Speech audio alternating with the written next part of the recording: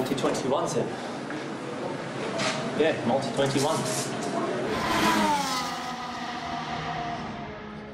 Bonjour à tous et bienvenue dans un nouvel épisode de Multi-21. Je suis en compagnie de Pierre Mesley. Pierre, comment vas-tu ? Salut à tous, bah écoute, ça va bien. Et aujourd'hui, pour la fin de saison, nous remettons les awards de la F1, clap, clap, clap, clap, clap. Alors comme pour la saison 2018, on va remettre 15 awards qu'on va détailler un petit peu. Ça va concerner les pilotes, ça va concerner les équipes, ça va concerner les grands prix, ça va concerner des moments de la saison. Bref, dans une saison qui aura finalement donné pas mal d'actions savoureuses, on va donner ces 15 awards. Alors on va commencer tout de suite par les voitures, Pierre, si tu le veux bien, et par les livrées hideuses. Alors on avait nominé Williams, Racing Point et Haas, et la vainqueur c'est Williams. Tu le conviens avec moi, voiture absolument horrible en tout point. Bah j'ai pas voté pour Williams, mais c'est vrai qu'elle était dégueu. C'est vraiment, on comprend rien, ce mélange de bleu et de blanc, surtout quand on était habitué pendant 4 ans au magnifique Martini Racing, pendant 5 ans même, au magnifique Martini Racing, et là retourner tout de suite à cette affreuse livrée qui incorpore en plus mal les sponsors Rocket et autres. C'est vraiment parmi des. C'est-à-dire que par exemple Racing Point est moche, mais au moins elle pique les yeux. Là vraiment, c'est à l'image de la saison de Williams, il ne se passe rien sur cette voiture. Voilà, donc félicitations à elle. Williams aura gagné à quelque chose cette année, la pire livrée. Exactement. Voiture à chier, saison à chier. Exactement. Tu fais, c'est très important de le préciser. La livrée magnifique, on avait nominé 2 candidats, McLaren et Alfa Romeo. Et c'est l'écurie suisse-italienne qui remporte la couronne. Alors pourquoi Alfa Romeo, alors que McLaren nous a quand même sorti un magnifique voiture couleur papaye? Tout simplement parce que cette Alfa Romeo 2019, elle a quand même sacrément de la gueule. Elle est faite très très pure. La lignée entre le blanc et le rouge se fait magnifiquement bien. Et je trouvais que c'était un bel hommage aux anciennes Alfa Romeo. On avait eu des très moches Alfa dans certaines décennies. Là, vraiment, celle-là était absolument pure et magnifique. Alors, tu disais voiture hideuse, résultat hideux. Là, c'est bonne voiture, résultat moyen pour Alfa. Mais bon, vraiment une très très belle voiture. On espérait que nos amis suisses continueront l'an prochain. Je te laisse continuer avec les catégories. Eh bien écoute, on enchaîne avec pire pilote du vendredi. Alors ça a été très très dur, c'était très serré entre Robert Kubica, Nicolas Latifi et Yamamoto. C'est finalement le Polonais qui décroche la palme. Un petit peu à l'image d'un comeback raté, comme tant d'autres, mais même en ayant tourné les vendredis, rien n'y a fait. Effectivement, ouais. On enchaîne du coup avec le meilleur rookie. Les nominés étaient Alex Albon, George Russell et Lando Norris. C'est finalement le Thaïlandais Alexander Albon du fait de sa promotion chez Red Bull après avoir démarré la saison chez Toro Rosso au profit de Pierre Gasly. Effectivement, ouais, tu le dis bien, Albon a prouvé qu'il avait la place dans la Red Bull, donc c'est tout à fait mérité que ce soit le meilleur rookie. Meilleur des passeurs, écoute, on a été assez unanime, il faut le dire, tous les votants de la rédaction sont d'accord sur Max Verstappen. Qui d'autre que Max Verstappen comme meilleur des passeurs? C'est déjà à lui qu'on avait donné l'award l'an dernier. Cette année, il le mérite encore pour ses actions fabuleuses, notamment pour sa fin de Grand Prix d'Autriche qui est une merveille absolue. Tout ce qu'il a donné était assez exceptionnel cette année. Et donc forcément, encore une fois, c'est l'entertainer numéro 1 de la F1 et il mérite cet award. Et du coup, comme meilleur dépassement, eh bien, on avait le choix entre Verstappen sur Charles Leclerc au Grand Prix de Grande-Bretagne, Alex Albon sur Sergio Perez en Belgique et Lewis Hamilton sur Sébastien Vettel à Bahreïn. Et on a choisi Verstappen sur Leclerc au Grand Prix de Grande-Bretagne par l'extérieur, en dehors de la piste. Alors, certains diront que forcément, s'il y avait eu les graviers, ça serait passé différemment. Certes, mais ça nous donne un magnifique dépassement de la part de Max Verstappen. Donc, on a décidé d'élire celui-là. À noter, si je puis me permettre, qu'il avait fait un autre dépassement lors de ce même Grand Prix, cette fois sur Vettel. De mémoire, c'était tout à l'extérieur, à Stowe. Tout à fait. C'était balèze. On va dire la réponse de l'Allemand était plus que discutable, mais en tout cas, l'action du Néerlandais avait le mérite d'être saluée. Oui, effectivement, tu fais bien de le dire, mais 2 magnifiques dépassements dans le même Grand Prix pour Max Verstappen, et donc effectivement, il confirme le fait que c'est le meilleur des passeurs de la F1. Le pilote fantôme, eh bien, c'est Robert Kubica. On n'a pas trouvé d'autres pilotes, tout le monde a été unanime là-dessus. Kubica, pilote fantôme de la saison. c'est-à-dire aucun coup d'éclat dans un sens comme dans l'autre, pas de crash spectaculaire à part son crash à Suzuka, mais qui est même pittoresque, hein, qui est pas un énorme crash. Et puis pas d'action magnifique dans l'autre sens, de dépassement exceptionnel. Vraiment une saison où le pilote polonais aura été celui qu'on aura le moins vu à l'écran pour des actions spectaculaires, et donc il mérite son titre de pilote fantôme. Il succède à Sergei Sirotkin, un autre pilote Williams. Alors, je suis à peu près d'accord avec toi. Je me permets juste d'ajouter un truc, et on y reviendra un petit peu plus tard. Par rapport à un certain Grand Prix, certes, il était lent, il a rien fait, mais il a quand même ramené le seul point de l'année à Williams. Tu as tout à fait raison de le dire, c'est vrai. Il a ramené le seul point de l'année à Williams, et on ne peut pas lui enlever ça, c'est vrai. Mais on l'a quand même élu tous pilote fantôme. C'est la dictature multi-21. On a décidé que malgré ce point, il ne méritait pas autre chose que le titre de pilote fantôme. J'en conviens. Eh bien écoute, de pilote fantôme, on enchaîne à fou du volant. Les nominés, c'était Kevin Magnussen, pilote Haas, Daniel Kvyat chez Toro Rosso et Max Verstappen chez Red Bull.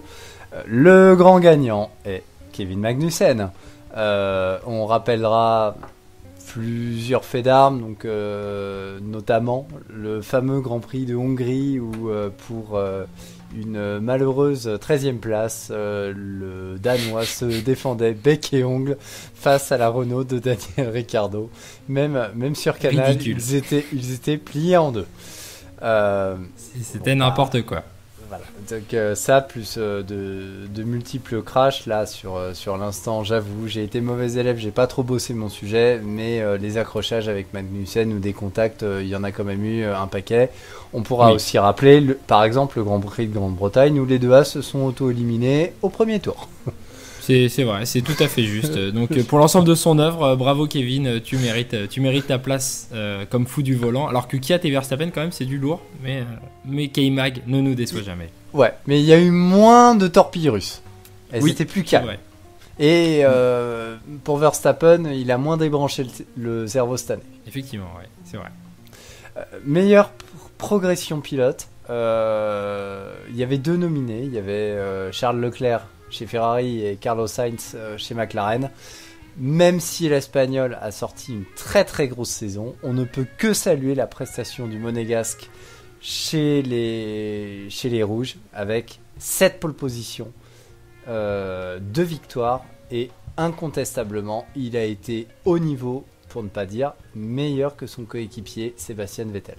Effectivement, ouais, tu fais bien de le dire, ça a été la confirmation de la saison, et c'est une énorme progression de sa part, hein, une montée en puissance vraiment impressionnante de la part de Charles Leclerc. Alors de la meilleure progression pilote, on passe à la meilleure progression équipe. Cette année nominée, c'était Toro Rosso et McLaren. Alors malgré les deux podiums de Toro Rosso, on a décidé d'élire McLaren. Pourquoi ? Parce que McLaren l'an dernier était 6ème du championnat. Derrière Haas, loin derrière Renault, McLaren semblait largué. Et puis finalement cette année, McLaren est devant l'écurie, pas mère, mais l'écurie motoriste Renault. Et s'en sort absolument bien. On se rappelle de plusieurs courses où les McLaren ont été clairement les meilleurs des autres, à l'image des Force India en 2017. Et c'est tout à fait mérité quand on voit d'où revient McLaren, de tout ce qui a été fait comme travail, de toute la galère qu'il y a eu chez McLaren pendant des années, avec le moteur Honda notamment, hein, et avec les problèmes en interne avec Ron Dennis. Voir cette équipe de nouveau sur des bons rails, même si McLaren ne serait pas McLaren sans un petit accrochage. Donc merci l'Indy 500 et la non-qualification de Fernando Alonso pour nous faire rigoler toujours et encore. À part ça, grosse saison de McLaren en F1, donc c'était forcément la meilleure progression équipe de l'année. Je me permets juste d'ajouter à ton argumentation un petit chiffre. Chers téléspectateurs, McLaren, Melbourne 2019, au moment de la qualif, ils étaient à 2 secondes 8 de Mercedes. C'est vrai. Au Brésil et à Abu Dhabi, ils étaient à 8 dixièmes. C'est à peu près.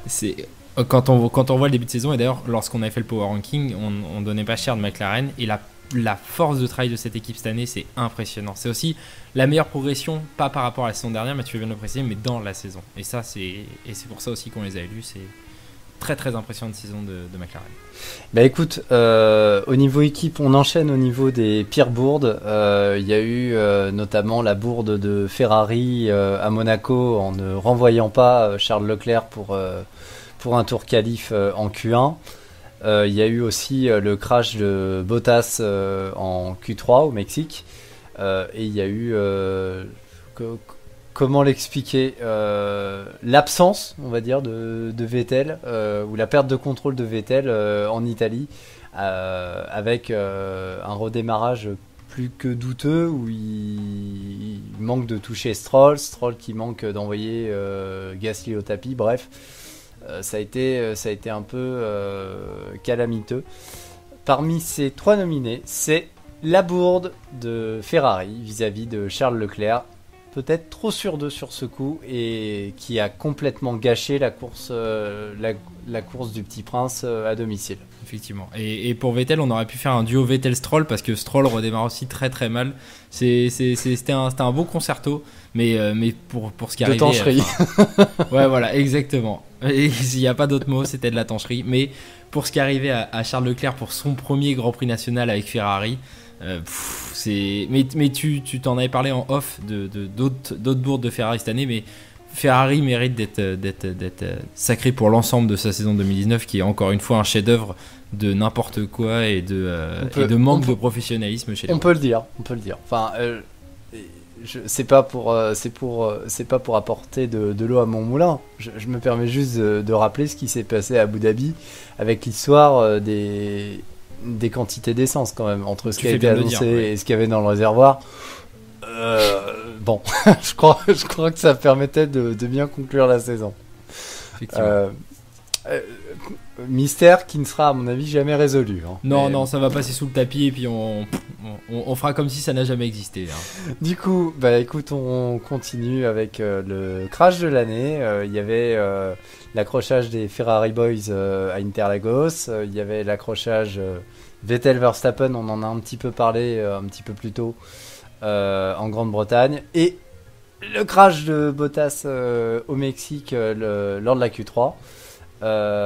C'est finalement les Ferrari Boys qui remportent la palme. Donc carton plein pour Ferrari. Effectivement, d'ailleurs c'est le premier crash entre 2 voitures Ferrari de l'histoire, donc ça méritait d'être souligné. Bravo, il aura fallu attendre 69 ans pour le voir, et ça conclut une saison parfaite de Ferrari.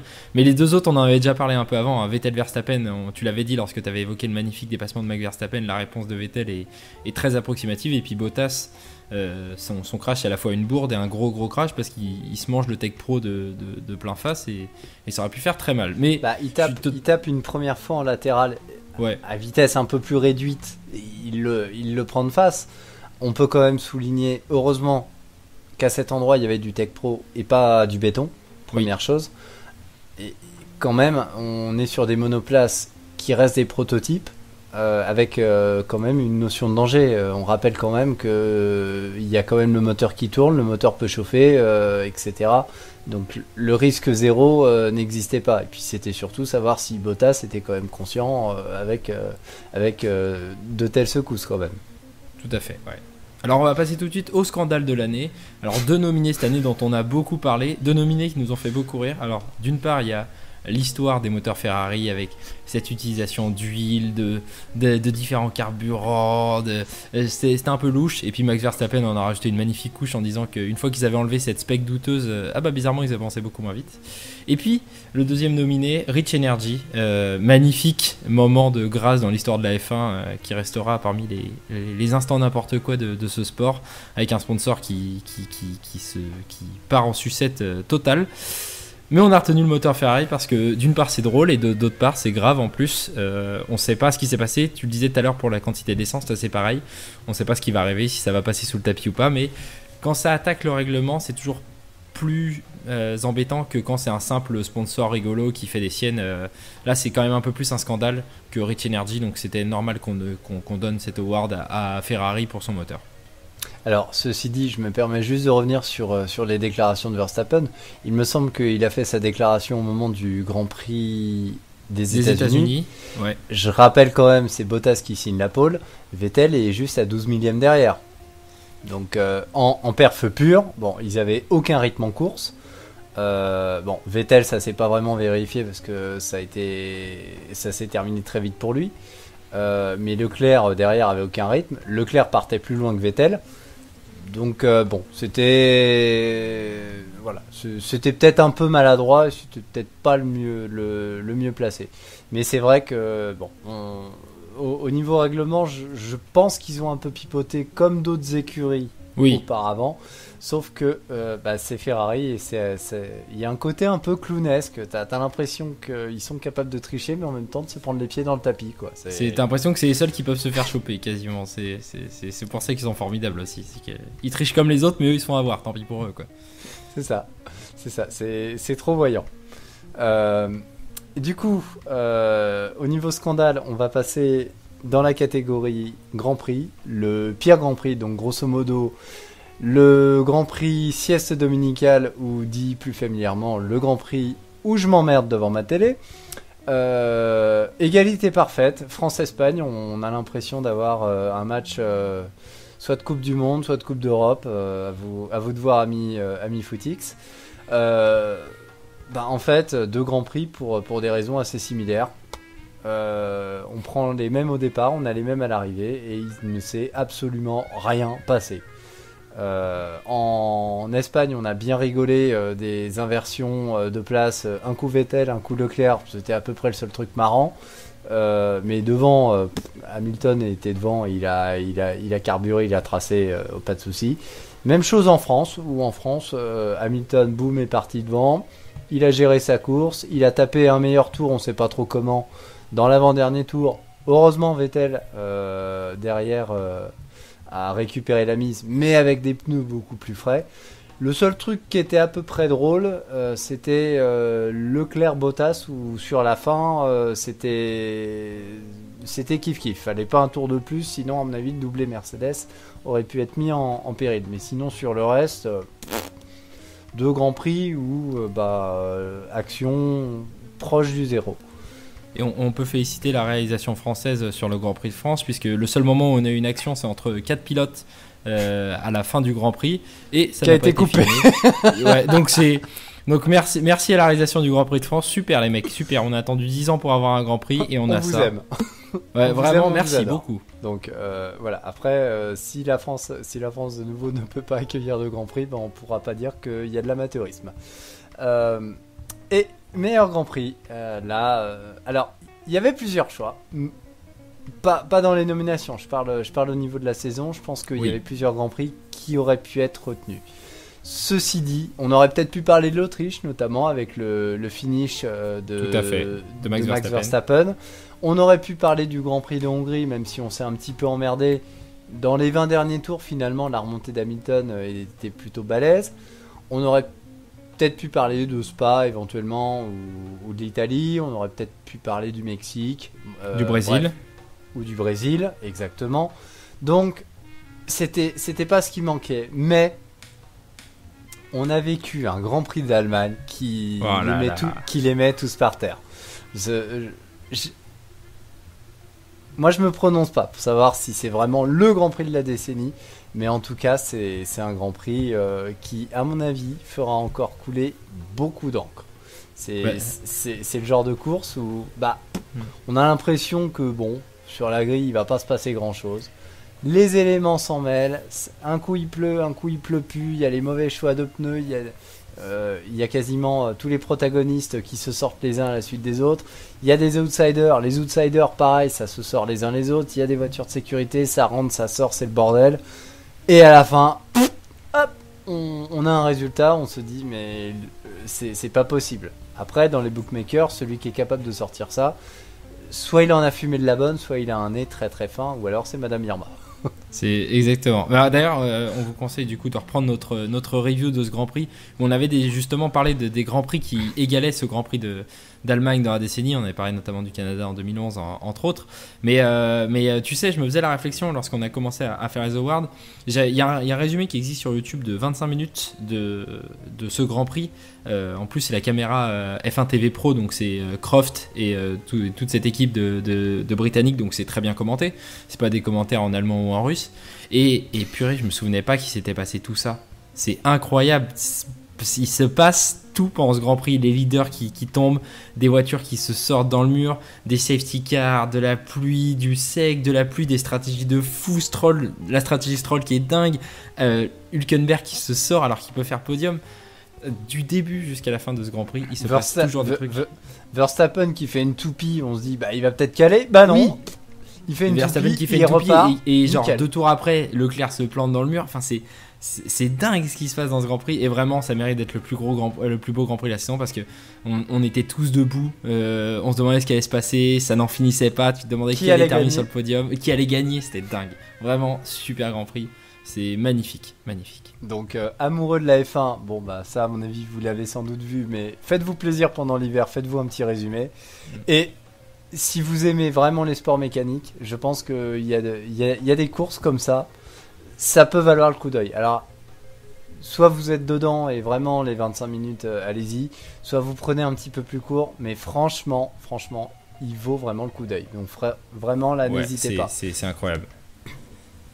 Et bah écoute, c'est une belle conclusion à ces awards. Merci Pierre d'avoir présenté ces awards avec moi. Je te remercie d'avoir pas délibéré sur le meilleur et le pire de cette saison 2019. Et bah écoute, je te remercie aussi. Merci beaucoup pour l'organisation et puis merci à toi de les avoir commentés également.